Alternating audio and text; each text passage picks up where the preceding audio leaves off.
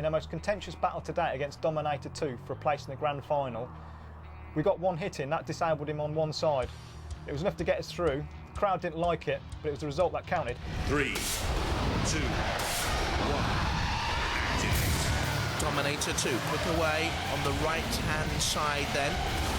Trying to buffet Hypno-Disc up onto its side. We've seen that tactic work in the past. Hypno-Disc with the tiny wheels, the 10-mile-an-hour top speeds and the sparks flying from the impact of that shredding disc. Down comes the weight, 12 kilos of force behind that Dominator 2 pneumatic axe, but again, the whole machine was buffeted and now torn by Hypno-Disc. It's ripped the sides of Dominator 2. It's got through the armour, and Hypno-Disc on top here now. What can Dominator 2 do to come back into it?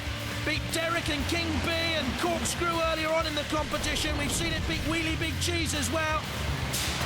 Had its fortune perhaps when Wheelie Big Cheese conked out. There, Peter Halloway at the controls of Dominator 2 needs to come up with something, because Hypno-Disc for me is on top.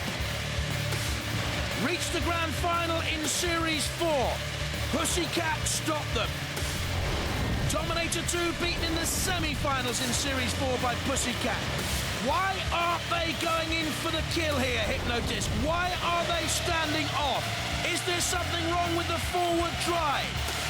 High rev sounding. I mean, there's anything wrong with the motors. There's the damage on Dominator 2. Do you know what I think's happening here? Hypno-Disc think they've won it, and they don't want to sustain any damage. So they're staying out of harm's reach from Dominator 2. Tactics are being brought into play here. Well, it's not spectacular, but it is cagey. Canny by the Hypno-Disc boys.